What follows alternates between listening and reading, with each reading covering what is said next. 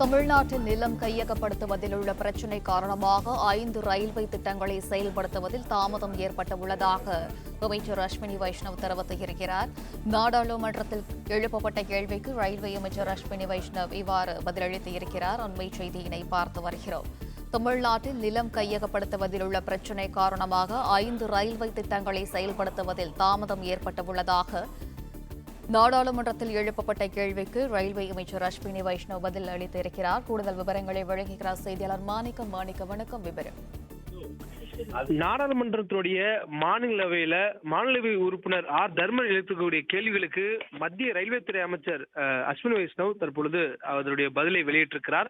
அதில் தமிழ்நாட்டில் புதிதாக அமைக்கப்படக்கூடிய 5 புதிய ரயில்வே வழித்தட திட்டங்களுக்கு நிலம் கையகப்படுத்தக்கூடிய பணிகளுடைய தாமதத்தினால் அந்த திட்டம் செயல்படுத்துவதில் தாமதம் ஏற்பட்டிருப்பதாக அவர் தெரிவித்திருக்கிறார். குறிப்பாக நிலம் கையகப்படுத்துவதில் பிரச்சனை இருப்பதன் காரணமாக திண்டிவனம் திருவண்ணாமலை புதிய வழித்தடம் 71 கிலோமீட்டர் தொலைவில் அமையக்கூடிய அந்த வழித்தடமும், அத்திப்பட்டு புத்தூர் புதிய வழித்தடமும், அதே போன்று மொரப்பூர் தருமபுரி இடையே அமைக்கப்படக்கூடிய 36 கிலோமீட்டர் தொலைவிலான அந்த புதிய வழித்தடமும், மன்னார்குடி பட்டுக்கோட்டை இடையிலான அந்த வழித்தடமும், தஞ்சாவூர் பட்டுக்கோட்டை இடையிலான வழித்தடம் என இந்த 5 வழித்தட பணிகள் தாமதமாகி உள்ளன என்று அவர் அந்த பதிலை தெரிவித்திருக்கிறார். அத்திப்பட்டு புத்தூர் புதிய வழித்தடம், மன்னார்குடி பட்டுக்கோட்டை, தஞ்சாவூர் பட்டுக்கோட்டை ஆகியவற்றுக்கு நிலம் எதுவும் இதுவரை கையகப்படுத்தவில்லை என்றும் அவர் தர்மருக்கான அந்த பதில தெரிவித்திருக்கிறார்.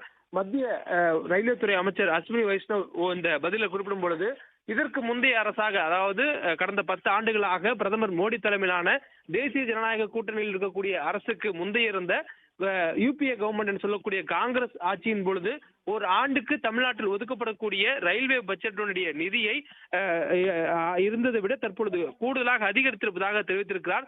குறிப்பாக கடந்த 2009-2014 ஆண்டு காலத்துல தமிழ்நாட்டின் ரயில்வே திட்டங்களுக்காக மத்திய அரசு ஆண்டுக்கு 879 கோடி ரூபாயாக ஒதுக்கியிருந்த நிலையில 2025-26 நிதியாண்டுல இந்த தொகை 6626 கோடி ரூபாயாக பிரதமர் மோடி தலைமையிலான தேசிய ஜனநாயக கூட்டணியுடைய அரசு ஒதுக்கியிருப்பதாகவும் அவர் அந்த பதில குறிப்பிட்டிருக்கிறார். மேலும் தமிழ்நாட்டில் இதுவரையிலும் ரயில்வே திட்டங்களுக்காக 22,800 கோடி ரூபாய் செலவுல 15 ரயில்வே திட்டங்களுக்கு மத்திய அரசு அனுமதி அளித்திருப்பதாகவும் அஸ்வினி வைஷ்ணவ் அவர்கள் தெரிவித்திருக்கிறார்.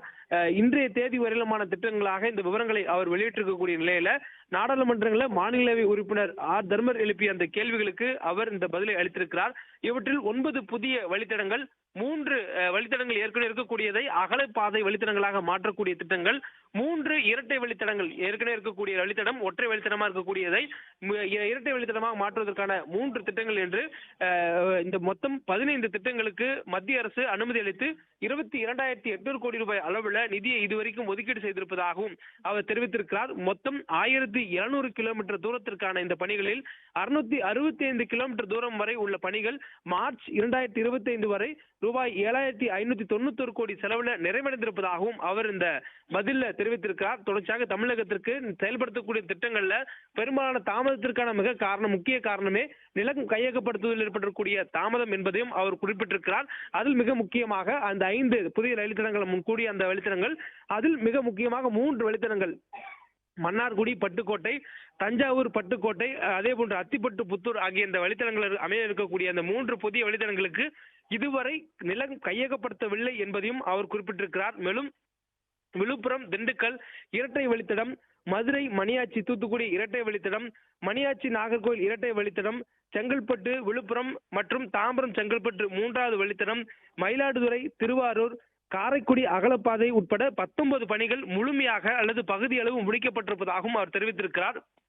இதுபோல் ரயில்வே திட்டங்கள்ல தமிழ்நாட்டிற்கு ஒதுக்கப்பட்டிருக்கக்கூடிய திட்டங்களுக்கும் அனுமதி அளிக்கப்பட்டிருக்கக்கூடிய திட்டங்களுக்கும் மத்திய அரசு உடனடியாக நிதி ஒதுக்கி அதற்கான பணிகளுக்கு ஆணையிட்டிருப்பதாகவும் அவர் குறிப்பிட்டிருக்கிறார். மேலும் திண்டிவனம் நகரி புதிய வழித்தடம், மொரப்பூர் தருமபுரிக்கான புதிய வழித்தடம், நாகப்பட்டினம் திருத்துறைப்பூண்டிக்கான புதிய வழித்தடம், காரைக்கால் பேரளம் புதிய வழித்தடம், திருவனந்தபுரம் கன்னியாகுமரிக்கு இடையிலான அந்த இரட்டை வழித்தடம், அரக்கோணத்தில் 3வது மற்றும் 4வது ரயில் பாதை ஆகிய திட்டப்பணிகள் தற்பொழுது நடைபெற்று வருவதாகவும் அஸ்வினி வைஷ்ணவ் அவர்கள் தர்மருக்கு கொடுத்திருக்கக்கூடிய பதில குறிப்பிட்டிருக்கிறார்.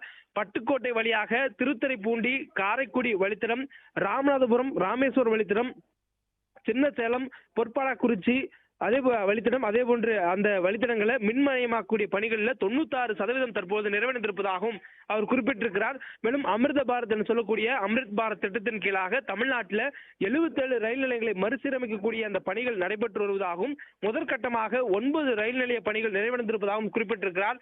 அண்மையில் தமிழ்நாடு வந்திருந்த பிரதமர் மோடி அவர்களும் இந்த பணிகளை குறிப்பிட்டு பேசியிருந்தார். அந்த பதில்களை தற்பொழுது ராஜ்யசபா உறுப்பினர் தர்மர் அவர்கள் எழுப்பிய கேள்விக்கும் அவர் கொடுத்திருக்கிறார். மேலும் சிதம்பரம், குளித்துறை, மன்னார்குடி, போலூர், சாமல்பட்டி, ஸ்ரீரங்கம், பரங்கிமலை, திருவண்ணாமலை, விருதாச்சலம் ஆகிய சந்திப்புகளில் ரயில் நிலையங்களுடைய அந்த பணிகள் நிறைவடைந்துள்ளன என்றும் சென்னை எழும்பூர், சென்னை கடற்கரை, சென்னை சென்ட்ரல், தாம்பரம், செங்கல்பட்டு உள்ளிட்ட மற்ற 68 ரயில் நிலையங்களுடைய மறுசீரமைப்பு பணிகள் விரைவாக மேற்கொள்ளப்பட்டு வருவதாகவும் அவர் இந்த பதிலில் குறிப்பிட்டிருக்கிறார். மேலும் இந்த மொரப்பூர், பொம்முடி, திருவாரூர் சந்திப்பு, வேலூர் கண்டோன்மெண்ட், அரியலூர் ஆகிய ரயில் நிலையங்களுடைய இந்த புதிய கட்டடங்கள் கட்டுதல், வாகன நிறுத்துமிடங்கள், உதவி மையங்கள், மாற்றுத்திறனாளிக்கான வாகன நிறுத்துமிடங்கள், சாய்தளங்கள் போன்ற பணிகள் நிறைவடைந்திருப்பதாகவும் அவர் இந்த பதிலில் குறிப்பிட்டிருக்கிறார். மேலும் இந்த பணிகள் முழுவீச்சில் தற்போது நடைபெற்று வருவதாகவும் விரைவில் அது மக்களுடைய பயன்பாட்டிற்காக திறந்து வைக்க இருப்பதாகவும் அஸ்வினி வைஷ்ணவ் அவர்கள் அவருடைய தர்மர் எழுப்பிய கேள்விகளுக்கு பதிலாக வழங்கியிருக்கிறார். விவரங்களுக்கு நன்றி மாணிக்கம்.